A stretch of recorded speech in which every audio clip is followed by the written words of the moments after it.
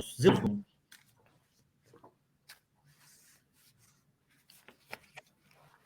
Il me semble que nous soyons en direct, que nous sommes en direct. Bonjour à tous, bonjour Gaël. Bonjour Quentin. Je pense qu'il faut attendre un petit peu que les participants se connectent à ce live que nous avons le plaisir de présenter ensemble. Ah, ça arrive. Je Ça vois arrive qu'on nous déjà. salue dans le Déjà chat. 55 participants. Je vois que beaucoup ont l'habitude de cette plateforme et savent qu'il y a justement un chat pour nous poser vos questions, donc n'hésitez surtout pas. Une petite seconde. Non, moi je suis au début. Ouais, je suis au début, moi. On me dit qu'on voit les slides au début, mais je ne sais pas pour toi, Gaël, mais pour moi, je suis bien sur la première slide. Oui, moi aussi. Je te vois en Ok. première slide. Parfait. Alors, si vous pouvez nous répondre dans le chat, voyez-vous bien la slide d'introduction? Oui, Voilà, nous c'est aussi, on parfait. voit la première slide, disent C'est les uns et bien. les Donc, autres. tout va bien, très bien. Allez, on va attendre une minute peut-être avant de nous présenter et de démarrer cette présentation, parce que je vois que le nombre de participants continue de grandir.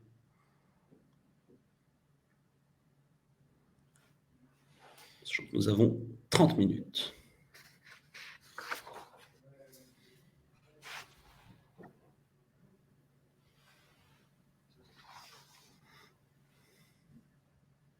Allez, c'est parti.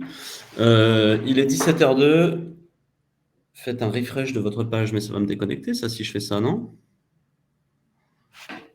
Alors là, je pense qu'il faut appeler la modératrice Camille, qui en plus a uploadé... Alors moi, je me garde bien de toucher à quoi que ce soit. Ah non, il parle aux participants, c'est pas à toi qui parle, Quentin. Ah, Dans très le bien, chat, nous c'est on ne pas bouge toi, c'est plus. pas toi. C'est pour les participants. Ah, très bien, merci Marion de prendre, de prendre ce point. Bonjour à tous donc, et merci de nous rejoindre pour ce live sur les prochaines 30 minutes. Je suis Quentin Diluy, cofondateur d'Anjaro. Anjaro, dont on va relativement peu parler aujourd'hui, peut-être un petit peu sur vraiment la fin de la présentation, mais qui est une plateforme qui va permettre justement de gérer l'ensemble de la flexibilité au travail, principalement dans des grandes organisations plutôt col bleu, people intensive, comme on dit en anglais, donc de gérer toutes les problématiques de remplacement et de contrat court. Aujourd'hui, j'ai le plaisir de vous présenter en exclusivité, puisque c'est la première fois qu'on présente les résultats, notre étude Odoxa Anjaro, notre baromètre Odoxa Anjaro sur les difficultés à recruter. Et donc, si vous capitalisez sur vos viviers, et je suis accompagné évidemment de Gaël. Je te laisse te présenter, Gaël. Bonjour à tous, merci Quentin. Donc, je suis Gaël Sliman, le président et cofondateur d'Odoxa, et on a eu le plaisir de réaliser ce baromètre passionnant pour Anjaro. On va vous en livrer quelques résultats en avant-première, effectivement, et vous verrez, c'est intéressant. Et moi, ça fait peut-être une vingtaine d'années maintenant, un petit peu plus, allez, un quart de siècle qu'on suit les évolutions du monde du travail, et on se rend compte qu'on vit en ce moment des accélérations très intéressantes et très spectaculaires. Exactement. Et des résultats, on peut commencer tout de suite à teaser, qui sont assez surprenants par rapport aux préjugés qu'on peut avoir sur la force de travail française. Moi-même, qui suis spécialiste, je pense, de la flexibilité au travail en France, j'ai été assez surpris de ces résultats, donc je suis très, très heureux de les présenter. Alors, comment ça va se dérouler dans une première partie? Moi, je vais plutôt parler des enjeux, des organisations sur un contexte un peu macro. Gaël, tu vas surtout prendre la parole sur le plus intéressant, qui est la présentation des résultats de ce baromètre. Et puis, on rentrera ensuite sur un petit peu de stratégie RH, finalement, sur les enseignements à tirer pour les stratégies RH de ce baromètre. Et n'hésitez pas, encore une fois, à poser vos questions dans le chat. On essaiera d'y répondre soit maintenant, soit à la fin. Alors, Pourquoi on a fait cette étude? Parce qu'on entend énormément, on a beaucoup entendu parler ces derniers mois, ces dernières années parfois même, de pénurie de profils sur le marché du travail, parfois de manière sectorielle, parfois on en parle même d'une manière générale sur le contexte de l'emploi en France. Moi, il y a une étude que j'adore depuis que j'ai créé Andjaro il y a maintenant 7 ans, c'est l'étude Besoin de main-d'œuvre de Pôle emploi dont on s'est servi pour cette slide, qui nous explique qu'il y a une évolution assez importante du sentiment de recrutement jugé difficile par les employeurs, puisqu'on a gagné 13 points en un an. Et maintenant, on est à 58% de recrutement jugé difficile. Alors, ce qui est intéressant, c'est que 86% sont jugés difficiles du fait d'un nombre insuffisant de candidats, sous-entendu à cause d'une pénurie de profils. Je n'ai pas assez de personnes en recherche d'emploi dans mon secteur, et donc ça crée des difficultés de recrutement. Et d'ailleurs, les DRH eux-mêmes se sentent concernés, puisque à plus d'un tiers, 36%, ils considèrent que leur stratégie de sourcing n'est pas adaptée, est insuffisante pour trouver les compétences dont ils ont besoin. Ça, c'est une étude Gartner. Donc, un panorama assez inquiétant du sourcing et du recrutement, une pénurie globale sur le marché du travail. Et alors, je pense que si ces sujets sont de plus en plus importants, c'est aussi parce qu'il y a eu des tendances assez spécifiques ces 15-20 dernières années, sans doute du fait d'une certaine accélération de la société, de difficultés peut-être à anticiper les business. Notamment, c'est le fait que les entreprises, pour se protéger des incertitudes business, ont eu tendance à réduire le nombre d'ETP en comparaison avec leur chiffre d'affaires. C'est le graphe que vous voyez à gauche, que je trouve très intéressant, qui montre bien, alors là on est dans la construction, mais on le voit un peu dans toutes les industries, qu'on a un nombre d'ETP qui a baissé pour un chiffre d'affaires du secteur qui a augmenté. Autrement dit, on fait plus de travail avec moins de personnes. Ce qu'on pense, c'est que les RH ont adapté les effectifs comme ça à un seuil plancher qui leur permet de n'avoir à adapter leurs effectifs qu'à la hausse plutôt que de devoir les adapter à la baisse quand on fait face à un problème. Ce qui est un mécanisme de protection assez logique, mais qui va amener un certain nombre de difficultés quand justement on doit adapter à la hausse.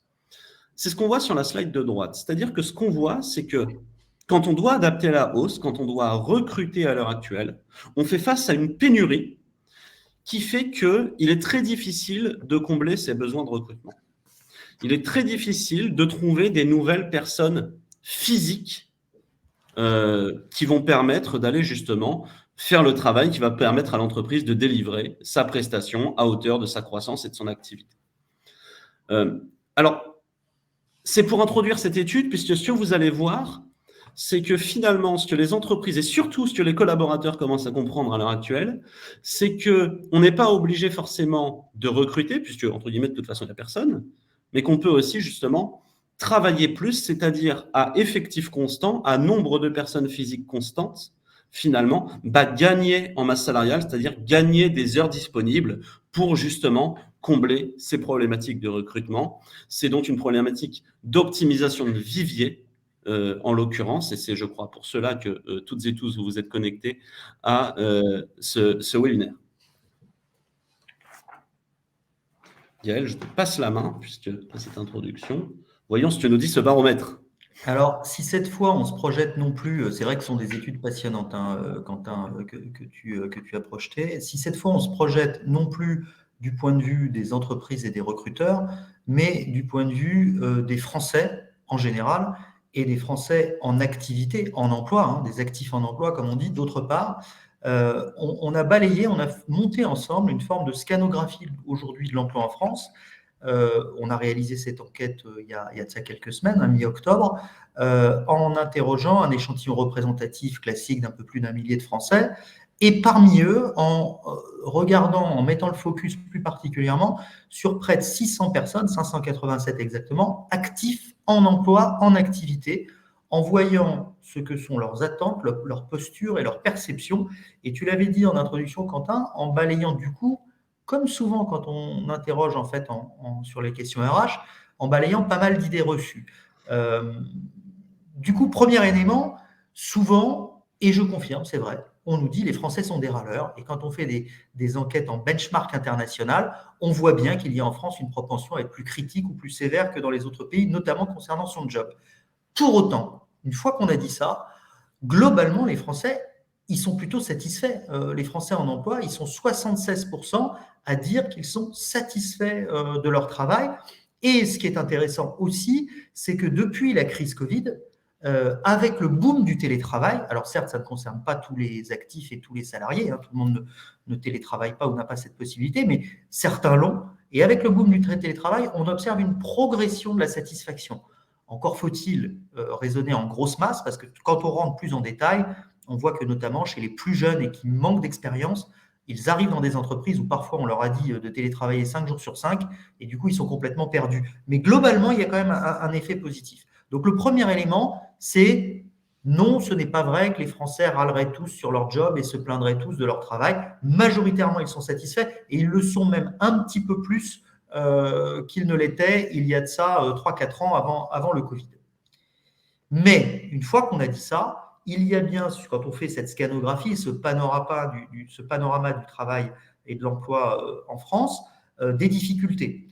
Alors, si on veut prendre le verre aux 3/4 plein ou à 80% plein, on va dire que quand on détaille le regard que portent les Français en activité sur leur job, ils nous disent, bah, écoutez, je fais un travail qui m'apporte des relations agréables avec mes clients, qui m'apporte des relations agréables avec mes collègues, pour plus des 3/4 d'entre eux, qui me permet d'avoir quand même un bon équilibre vie professionnelle, vie privée. On est à 7 sur 10. Vous verrez encore une fois tous ces résultats intégralement sur le site d'Anjaro. Mais quand on balaye cette scanographie du jugement sur son emploi, on a plein d'éléments positifs. Mais, il y a un mais, il existe effectivement des difficultés pour une minorité qui est non négligeable parmi les actifs. On a par exemple 79% des actifs qui nous disent « j'ai un emploi stable ». Mais on en a 20% qui nous disent que leur emploi n'est pas stable. On en a 27% qui nous disent que leur emploi ne leur offre pas de sécurité. Ce qui fait qu'au total, on a près d'un actif sur 5, 18% qui nous disent « je n'ai un emploi ni stable, ni ne m'offrant de sécurité ». Et on a une question où on a détaillé toutes les difficultés liées à un travail haché, le fait d'avoir des heures très complémentaires supplémentaires, de travailler le week-end, de faire des horaires très importants certains jours, de pouvoir travailler de nuit. Toutes ces contraintes-là, quand elles sont mises bout à bout, eh bien, on arrive à 59% des actifs qui vivent au moins une de ces difficultés. Alors parfois, quand on les interroge, ils nous disent qu'ils l'ont souhaité, pour les heures supplémentaires par exemple. Mais on en a 31% qui en cumulent au moins deux, et on a 9% des actifs qui cumulent au moins 3 difficultés du type « je travaille de nuit, je travaille le week-end et je fais beaucoup d'heures supplémentaires ». Et donc, c'est pour cela qu'on peut avoir des retours s'agissant de l'emploi en France et de la perception des salariés qui peuvent être des retours négatifs, parce que si globalement ça fonctionne bien pour une très large majorité d'actifs, eh bien c'est vrai que pour une minorité non négligeable d'entre eux, il y a des difficultés réelles. Et ça conduit, d'ailleurs, juste reviens un instant Quentin, parce que je ne l'ai pas encore dit dans ma voix, mais vous l'avez vu affiché, c'est tous ces éléments que j'ai indiqués qui conduisent aujourd'hui plus d'un actif sur 4, 27%, à nous dire qu'il estime que son emploi est précaire.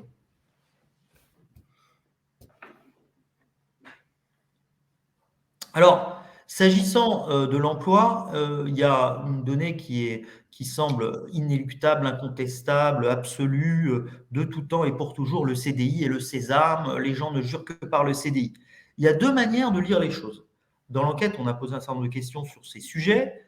Il est vrai, quand on demande aux actifs ce que serait leur préférence en termes d'emploi, qui nous disent qu'ils préfèrent avoir un CDI. Hein. Quand on leur demande si vous recherchiez un nouveau poste, quel type de contrat de travail seriez-vous prêt à accepter, 66% disent un CDI, 10% disent un contrat dans la fonction publique et 15% seulement disent moi, ce sera un CDD ou de l'intérim. Mais attention, on est là sur une question en hiérarchie où on a l'embarras du choix et il faut choisir ce qu'on préfère. On a posé une autre question qui est très intéressante et qui consiste à demander pour chacun des types d'emplois si on serait prêt à l'accepter si on recherchait un nouveau poste. Et là, aux surprises, on a près de la moitié des actifs qui nous disent si je cherchais un nouveau poste, je ne cracherais pas, entre guillemets, passez-moi l'expression, sur un CDD ou sur de l'intérim. On est à 47% qui nous disent oui, je pourrais regarder un CDD, pourquoi pas, et 45% qui nous disent je pourrais aussi regarder de l'intérim. Donc ça, c'est intéressant et tu as des données, Quentin, là-dessus justement qui le confirment, je crois. Oui, mais en fait, je crois que ce que ça montre surtout, c'est que les Français sont réalistes sur l'état du marché du travail. On voit bien que ces 10-15 dernières années, l'intérim a drastiquement augmenté, plus 70% en 10 ans. Le nombre de CDD courts, c'est-à-dire de moins d'un mois, a pris 50%. C'est absolument énorme. Donc, il y a eu une certaine forme, on peut le dire, de précarisation de l'emploi en France, et qui est parfois choisi, mais parfois, évidemment, et souvent d'ailleurs aussi subi. Je vois la question de Bénédicte qui demande quid des indépendants. Alors, on n'a pas en l'occurrence les données sur ces slides, mais évidemment, le travail indépendant a lui aussi explosé à la fois sous l'effet des plateformes et sous l'effet des contrats d'auto-entrepreneurs, ce qui rajoute encore d'une certaine manière, à cette tendance. Donc, on a des Français qui sont très bien conscients que le marché de l'emploi se dirige vers beaucoup de CDD, vers plus de flexibilité au travail et qui l'acceptent. Il y a donc plutôt une question du choix, une interrogation du choix, c'est-à-dire qu'on privilégie un CDI, mais on est prêt, parce qu'on a conscience du marché du travail, à accepter temporairement un CDD ou une autre forme d'emploi. Et alors, quand on les interroge pour savoir ce que sont leurs attentes, la principale attente des actifs concernant leur emploi, est-ce que c'est de se réaliser, de pouvoir réaliser des projets à moyen ou long terme, de permettre de mieux gérer leur équilibre vie pro, vie perso? C'est un sujet dont on a beaucoup parlé, ça. Est-ce que c'est d'apporter davantage d'épanouissement, de changement dans vos missions, de nouveaux défis? Bien sûr que c'est tout ça, mais avant tout, c'est l'argent. C'est-à-dire que, en l'occurrence, la réponse qui nous est donnée majoritairement, et là on les oblige à choisir, donc deux réponses possibles, je précise, ils pouvaient faire deux choix. Ce qui ressort en numéro un assez nettement, c'est travailler plus pour gagner plus. Vous vous souvenez de Nicolas Sarkozy, il y a de ça maintenant une dizaine d'années, qui avait vanté cette idée du travailler plus pour gagner plus.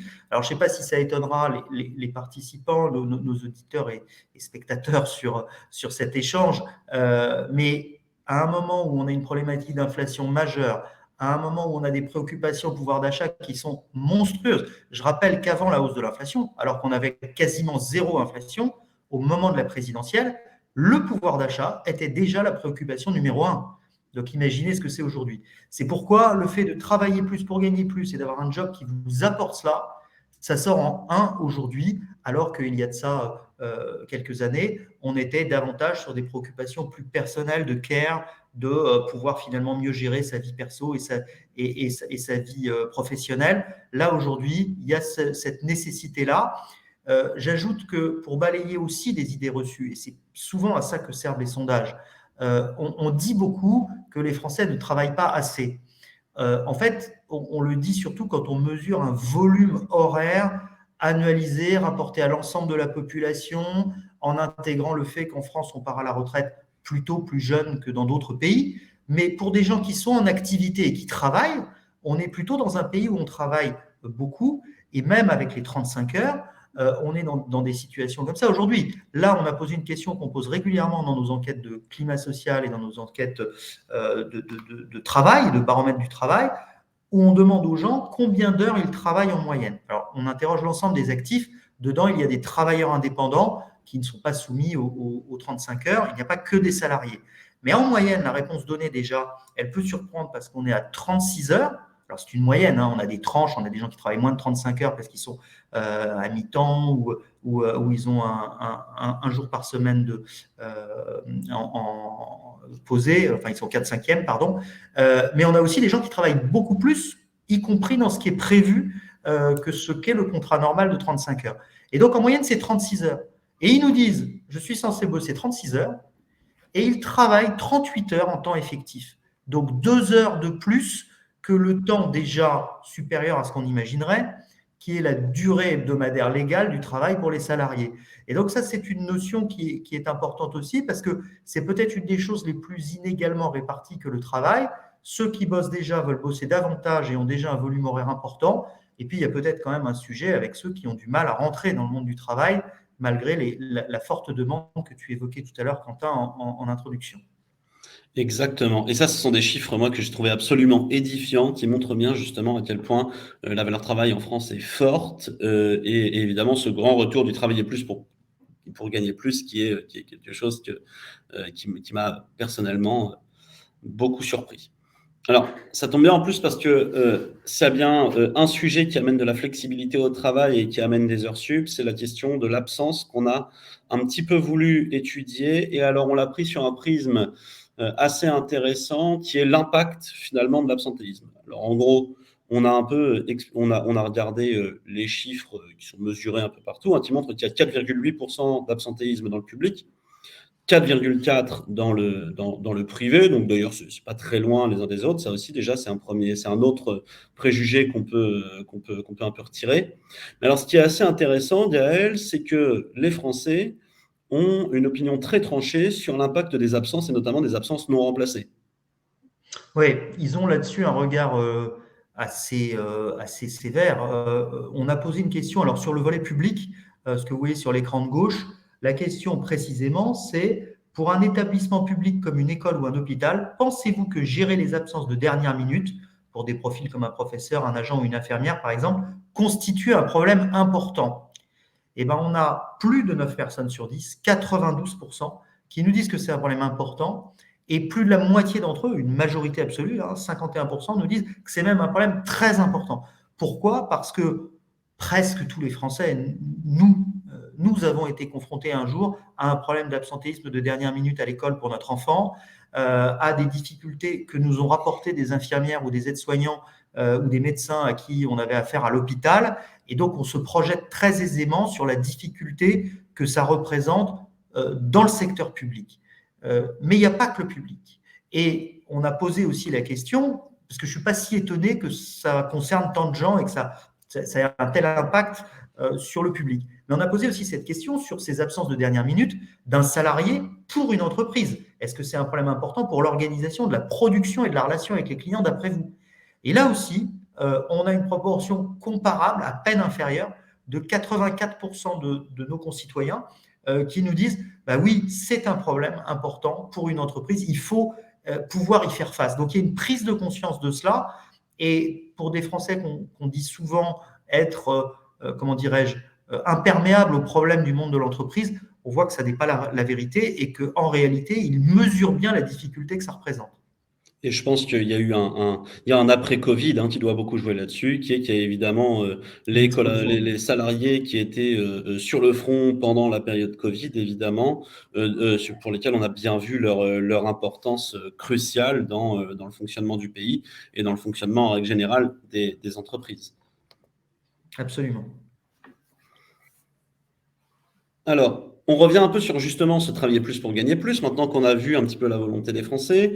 On a vu également justement ces problématiques de remplacement. On s'est demandé si tout ça était lié finalement, ou en tout cas si les Français eux-mêmes pouvaient faire du lien. Et même chose, Yael, c'est plutôt clair, c'est plutôt précis, c'est même sans doute plus clair que ce qu'on pouvait imaginer avant de poser ces questions. Oui, moi, comme je suis plus si jeune que ça, et j'ai souvenir que pendant des années, notamment, il y avait un débat gauche-droite sur le terme de flexibilité et que le mot flexibilité était associé pour une majorité de Français et notamment pour ceux de gauche, mais pour une majorité à l'idée de la souplesse du fouet qui vient claquer sur le dos ou sur les fesses du travailleur, du forçat qui est obligé de porter des petites poussées, des petits chariots au fond de la mine. Il faut bien voir que la notion de flexibilité, elle a changé, notamment la perception de la flexibilité, elle a complètement changé, notamment depuis la période récente et le Covid et le télétravail, et cette idée que finalement, on peut espérer avoir une flexibilité réciproque. C'est-à-dire attendre de nous, quand on est salarié, par exemple, de pouvoir faire des choses qui sortent du cadre habituel ou classique, et en contrepartie, en retirer des avantages. Fort de cette idée-là, aujourd'hui, on a une très large majorité et puis aussi parce qu'il y a cette problématique de pouvoir d'achat très forte.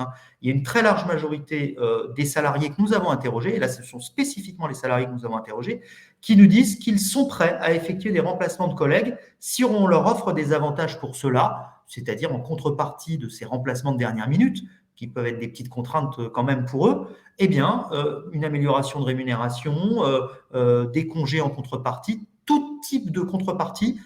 84% des salariés nous disent bah oui, j'y suis prêt. Et plus globalement, quand on interroge l'ensemble des salariés sur leur capacité à être prêts à travailler davantage si on les rémunère davantage, ce fameux travailler plus pour gagner plus, eh bien, on a les 3/4 des salariés qui nous disent qu'ils y seraient prêts. Et c'est particulièrement vrai pour les personnes en emploi précaire, puisqu'on est à 81%, mais ça s'applique aussi de la part de personnes plus aisées, notamment des cadres, dans une mesure à peine moindre. On est à 75% pour les cadres, par exemple.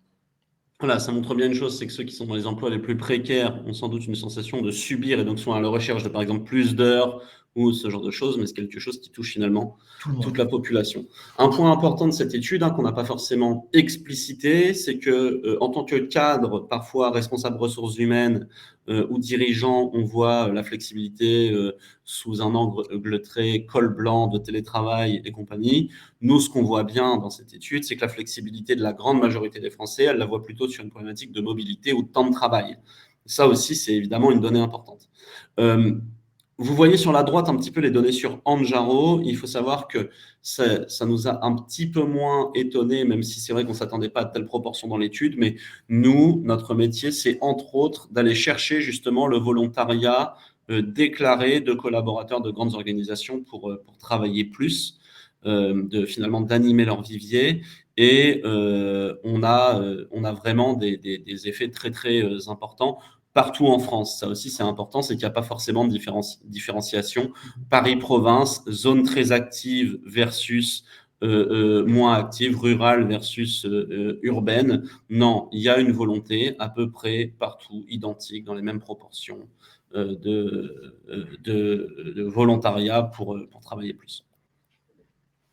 Alors, un dernier point qui est plus sur la stratégie RH, maintenant qu'on a vu cette étude, et encore une fois, merci Gaël pour cette étude que je trouve vraiment fantastique. Nous, chez Andjaro, c'est notre travail finalement que de solliciter le volontariat. C'est notre travail justement d'aller aider les organisations à mieux optimiser l'existant plutôt que d'aller chercher de nouvelles personnes physiques au sein d'une organisation, d'éviter un petit peu ce cumul de process de recrutement qui ne mène finalement nulle part.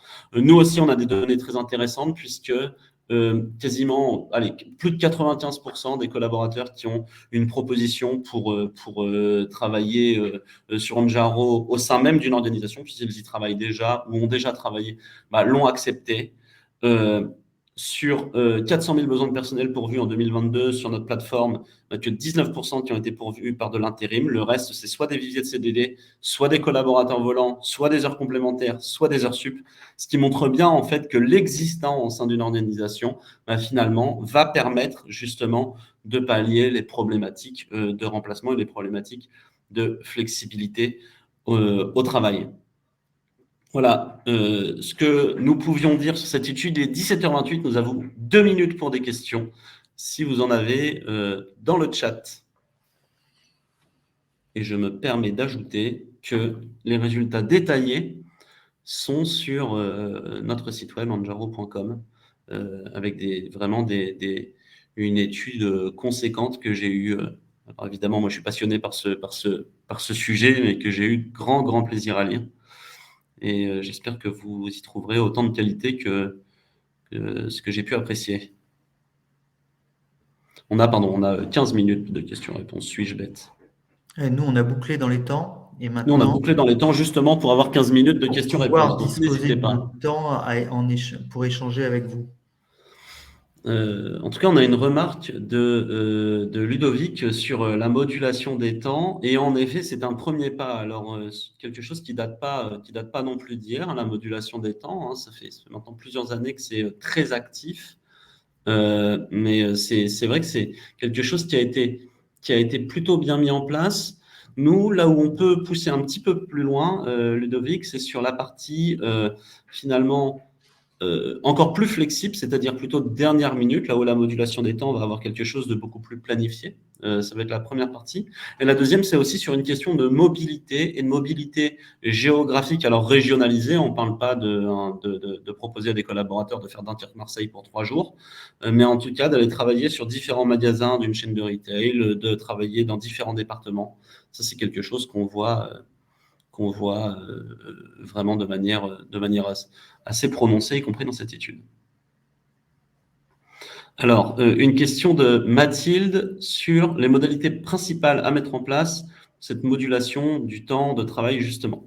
Alors Mathilde, c'est une question qui est assez complexe, en tout cas complexe sur un temps aussi restreint, parce que ça va beaucoup dépendre de votre convention collective, ça va beaucoup dépendre de l'univers dans lequel vous évoluez.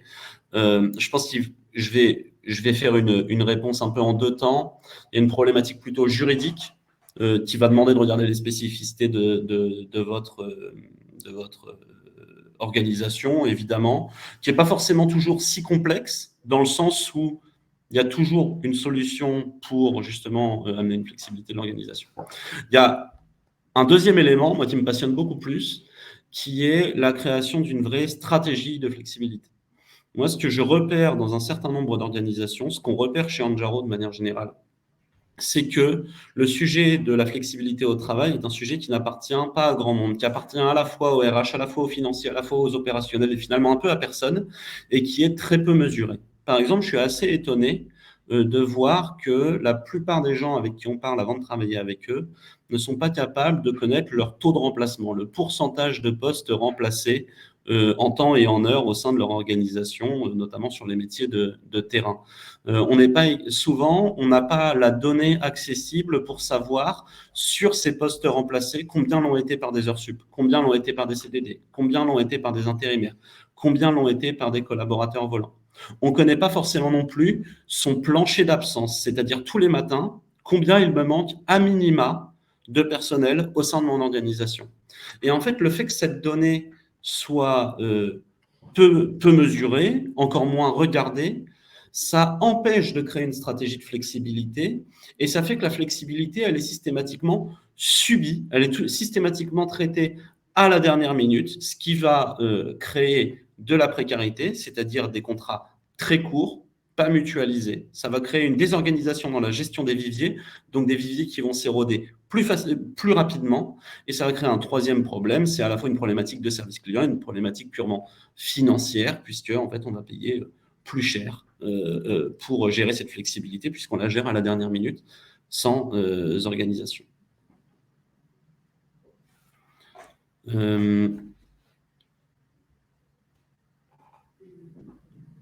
Alors, une question d'Audrey qui nous dit qu'elle travaille dans le personnel à domicile, dans l'aide à domicile notamment, qui est un métier que je connais très bien, parce que pour votre information, Audrey, ce qui m'a inspiré la création d'Anjaro, c'est ma maman qui a notamment travaillé dans ces métiers-là, donc c'est une problématique que je connais particulièrement bien. Je vais vous répondre quelque chose qui va pouvoir vous surprendre, mais il y a un sentiment souvent de saturation que je vous invite vraiment à contrôler avec de la donnée et avec un appel vraiment mesuré, quantifié auprès de votre personnel. Nous, on travaille dans des secteurs très proches du vôtre, qui sont vraiment des EHPAD, et on a eu des résultats absolument spectaculaires sur le volontariat du personnel pour faire des heures supplémentaires. Et en fait, on se rend compte qu'il y a un biais de perception énorme de la part du management qui va solliciter du personnel qui était théoriquement volontaire, mais évidemment pas forcément demain quand vous allez l'appeler, c'est-à-dire qui est volontaire de manière générale. Maintenant, encore faut-il s'adresser à eux, les solliciter au moment où ils sont réellement volontaires. Nous, typiquement, chez Anjaro, c'est exactement notre métier. Ça va être de vous diriger, notamment dans l'urgence, directement vers le personnel qui est disponible, qui est volontaire demain. Et en fait, ce biais de perception, il est très important, puisque quand on utilise son téléphone pour faire appel à du personnel, 9 fois sur 10, on va tomber sur quelqu'un qui va nous dire « bah oui, mais pas aujourd'hui ». En fait, l'enjeu, ça va être d'être fléché vers la personne qui est réellement disponible aujourd'hui. Et quand on arrive à mettre en musique cette flexibilité, ce qui demande de la technologie et de l'organisation. Il n'y a aucun des deux éléments qui est magique, c'est quelque chose qui fonctionne ensemble. Alors, on arrive finalement à arriver à un nombre d'heures supérieur à effectif constant, mais simplement en cassant ce biais de perception de ce processus manuel. Et là, vraiment, Audrey, je vous invite évidemment avec plaisir à nous contacter parce qu'on a vraiment des résultats sur des profils similaires aux vôtres, notamment des auxiliaires de vie et des aides-soignants qui sont extrêmement édifiants. On a des EHPAD, justement, je crois que quand on s'est lancé sur 70 EHPAD, dès le premier mois, on avait 1500 journées de volontariat pour faire des heures supplémentaires auprès du personnel CDI. Donc ça montre un petit peu, en ayant la bonne donnée, à quel point on peut créer des gisements de productivité, même si le mot est très très mal choisi, au sein d'une organisation. Une autre question de Antoine qui demande si la gestion à dernière minute n'est pas une particularité française. Alors, Gaël, tu pourras peut-être m'aider. Moi, spontanément, ce que je peux dire, c'est pas du tout, dans le sens où, bien au contraire, on a des pays beaucoup, beaucoup, beaucoup plus flexibles à côté de chez nous. Et si je peux donner un exemple, c'est par exemple le contrat 0 heure au Royaume-Uni. Le contrat 0 heure qui est, je pense, exactement dédié à l'appel à la dernière minute et de manière ultra flexible de collaborateurs. Pour ceux qui ne connaissent pas, en gros, hein, c'est un CDI qui existe dans les pays anglo-saxons, donc qui permettent de faire appel à un collaborateur un petit peu à la volée, mais sans lui garantir de minimum d'heures. Et ni le collaborateur, ni l'employeur n'a d'engagement l'un envers l'autre d'un minimum d'heures. Donc c'est extrêmement précarisant. Et ben, pour vous donner une idée, en 10 ans, on est passé de 0,5% à 3% de la population active au Royaume-Uni sur ce contrat 0 heure. Donc, ça vous donne bien une idée de l'ampleur également de cette problématique au Royaume-Uni. Oui, je confirme. Myriam qui demande comment on pilote les contraintes légales liées au quota d'heures sup à ne pas dépasser. Alors là, Myriam, ça va dépendre de votre domaine applicatif, ça va dépendre également des contrôles que vous avez déjà mis en place, parfois simplement en termes de process au sein de votre organisation. Ce qui est sûr, en règle générale, c'est qu'il y a toujours plus de contrôles quand on mesure, c'est-à-dire quand on digitalise les flux, que quand ils se font à la volée, au téléphone, entre managers et collaborateurs, puisqu'au moins on a l'information, donc on est capable de la contrôler a priori plutôt que de la subir en paye a posteriori. Après, chez certains clients, on fait des contrôles automatiques en se liant au système applicatif existant. Parfois, on continue avec des processus manuels et ça dépend vraiment de votre organisation. Voilà, c'est bien entendu des choses qu'on fait. Peut-être une question pour toi, Gaël. Est-ce que le Covid a profondément changé le rapport au travail? Qu'est-ce que cette étude nous a appris? Oui, et je vais répondre juste avant de te répondre à cette question. Je répondrai sur les indépendants puisque je pense qu'on est passé vite tout à l'heure, mais Ouais. quelqu'un parlait des indépendants. Tu as répondu pour ce qui te concernait. Pour ce qui concerne le sondage, vous aurez la ventilation de tous les résultats sur les différentes catégories de population. Il y a deux grandes singularités intéressantes. Les travailleurs indépendants versus les salariés. Alors, il y a plein de points de convergence. Mais il y a un niveau de satisfaction, puisque je pense que c'est un rebond à cela que la question a été posée, il y a un niveau de satisfaction sur son job qui est encore plus fort. On est à 82% de satisfaction chez les travailleurs indépendants. Et il y a un niveau de galère vécue qui est beaucoup plus fort aussi. C'est-à-dire, mon job est à la fois un paradis et un enfer. C'est mon accomplissement, c'est toute ma vie, mais ça me fait vivre des contraintes financières, de stress et de manque de sécurité bien plus grande que celle des salariés. C'est cette schizophrénie que l'on observe à chaque fois qu'on regarde ce que nous disent les travailleurs indépendants. L'autre catégorie intéressante à regarder, sur certains résultats, ce sont les différences hommes-femmes, avec notamment un sentiment de précarité dans son job qui est beaucoup plus marqué chez les femmes. Et là, je viens de publier récemment un gros baromètre sur les retraites. On observe encore, alors ça s'améliore quand même, mais on a une question de stock et une question de flux. Donc, on observe encore aujourd'hui des différences vraiment très significatives entre les hommes et les femmes quant à la précarité du travail et du coup à ce à quoi on va avoir droit quand on sera à la retraite notamment. qui sont spectaculaires et qui existent encore en flux, mais c'est aussi parce qu'il y a un très gros stock. C'est-à-dire que les femmes qui sont rentrées dans la vie active il y a 20 ans, 25 ans, 30 ans, subissaient bien plus de discrimination qu'autrefois. Et pour te répondre, Quentin, sur ce qui a changé, ce qui a pu changer ces dernières années, c'est peut-être un des résultats qui l'illustre le mieux. Je l'ai évoqué tout à l'heure, c'est le rapport à la flexibilité. On est aujourd'hui dans une flexibilité, on conçoit qu'une flexibilité peut être donnant-donnant, et si vous me passez l'expression que ce n'est pas forcément une arnaque, où on disait il y a de ça quelques années, notamment sur le côté de la CGT, où des gens on disait la liberté du libéralisme, c'est la liberté du renard dans le poulailler. Et donc, il y avait une propension à considérer que quand on donnait plus de flexibilité ou de souplesse, ça désavantageait forcément l'employé ou le salarié. Aujourd'hui, ce sentiment est beaucoup moins présent. Et si on joue des contreparties, on a de l'acceptation. C'est ce qu'on voit dans les résultats avec une très large partie des Français qui nous disent le mot flexible, il est positif. 3/4 des jeunes trouvent que c'est un mot positif, la flexibilité dans l'emploi, alors qu'on est à peine une personne sur deux chez les plus âgés. Donc, c'est vraiment quelque chose qui évolue. Qui est neuf, et la satisfaction au travail qui augmente aussi ces dernières années. C'est aussi quelque chose de neuf. Très clair. J'avais également une question de Thierry, et peut-être que pendant ce temps, tu peux préparer la question de Marine sur le pourcentage de satisfaction des salariés selon leur métier, qui est très spécifique à notre étude. Ouais. Thierry qui me demande sur notre solution, est-ce qu'on prend en compte les parcours et durées de formation nécessaires avant d'être autonome pour réaliser telle ou telle tâche? Est-ce qu'il y a des liens existants entre notre logiciel et les taux de progression par rapport à des trajets de qualification? Alors Thierry, nous on est sur des populations col bleu sur lesquelles ces problématiques arrivent chez certains clients. Nous, on va traiter la problématique un petit peu différemment puisqu'on va la traiter en fonction de compétences, de certification. C'est-à-dire que ce qu'on va chercher, c'est est-ce que telle ou telle personne a ou non cette compétence, cette certification pour aller travailler sur tel poste, tel site, etc. etc. Alors, c'est une donnée qui est assez intéressante et on peut tout à fait faire le lien. On fait le lien très fréquemment avec le SIRH.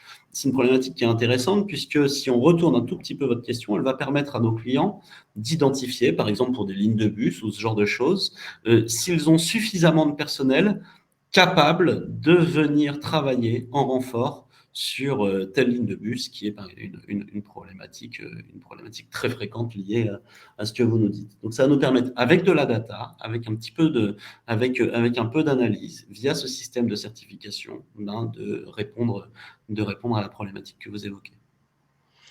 Alors, ça m'a donné le temps suffisant, Quentin. Bravo, bien joué. Pour aller retrouver la ventilation de tous les résultats. Et donc, la question, c'est quelles sont les différences, comment se répartit la satisfaction selon le type d'emploi ou le profil, je suppose, des personnes interrogées. D'abord, là-dessus, on n'a pas de différence homme-femme. On est pile à 76% pour les deux sexes. Même si les femmes nous disent qu'elles ont un travail plus précaire, qu'elles connaissent plus de difficultés, globalement, la satisfaction au travail est identique. On a une deuxième variable. Alors, pour les études RH, c'est un classique. C'est pas terrible, mais plus on a d'ancienneté et moins on est satisfait. Et donc, on va retrouver ça sur l'âge. Et moi, j'ai des enquêtes de climat social qu'on fait pour les entreprises où c'est assez triste parce que quand on fait des enquêtes de climat social sur des gens qui sont dans la même boîte depuis 20 ans, eh bien, leur niveau de satisfaction est effectivement nettement plus faible que celui des personnes qui sont arrivées il y a 3-4 ans. Mais en même temps, leur sentiment d'inemployabilité ailleurs est beaucoup plus fort. En résumé, celui qui a 5 ans d'ancienneté dans une boîte, il me dit « j'adore mon boss, j'adore mon job, je m'éclate, mais si on me fait une offre sympa demain ailleurs, je m'en vais ». Alors que celui qui a 20 ans d'ancienneté aura plus tendance à dire « j'aime moins mon boss, j'aime moins mon job, mais de toute façon, je ne peux pas faire autre chose ». C'est un peu le vieux couple, quoi. Ensuite, on a sur les profils sociologiques une ventilation réelle selon le statut, col bleu, col blanc, et notamment quand on regarde le gradient d'ouvrier à employé, profession intermédiaire et cadre, on a une satisfaction qui augmente de manière continue, mais malgré tout, elle est prédominante, massive chez toutes les catégories de population. On passe de 67% de satisfaits chez les ouvriers à 81% chez les cadres. Donc, c'est plus chez les cadres que ça n'est chez les ouvriers, c'est plus chez les employés que chez les ouvriers, mais malgré tout, l'ensemble des salariés se retrouvent sur un certain niveau de satisfaction dans son job. Et on observe le même type de phénomène selon le niveau de revenu. On est un peu plus satisfait quand on a un job mieux payé, mieux qualifié en général. Mais malgré tout, chacun fait de son travail quelque chose qui est important pour lui et auquel il est attaché, et donc en ressent une satisfaction. Merci beaucoup Gaël pour ces précisions. Il est temps de conclure. Moi, je vous propose de conclure en vous engageant vivement et directement, seul, potentiellement, Anjaro pourra vous aider, mais quoi qu'il arrive, à regarder les problématiques de recrutement et de pénurie avec un œil nouveau, peut-être de regarder un petit peu plus l'organisation justement du travail et l'organisation de la flexibilité au travail. Je vous assure que vous allez mesurer des résultats absolument édifiants sur le volontariat de vos collaborateurs. Ce sont des choses qu'on mesurait déjà sur nos données internes chez Anjaro, que Gaël a vraiment objectivé avec ses équipes sur une échelle bien plus large auprès d'une population bien plus large et avec une méthodologie aussi incontestable. Merci pour ça, Gaël. Merci pour d'avoir passé Merci. aussi un message, je pense, qui est peu regardé, pas forcément compris par toutes les organisations et toutes les directions, sur lesquelles il y a beaucoup d'a priori et sur lesquelles j'espère qu'on a apporté de nouveaux éclairages à nos participants. Merci. Merci à tous.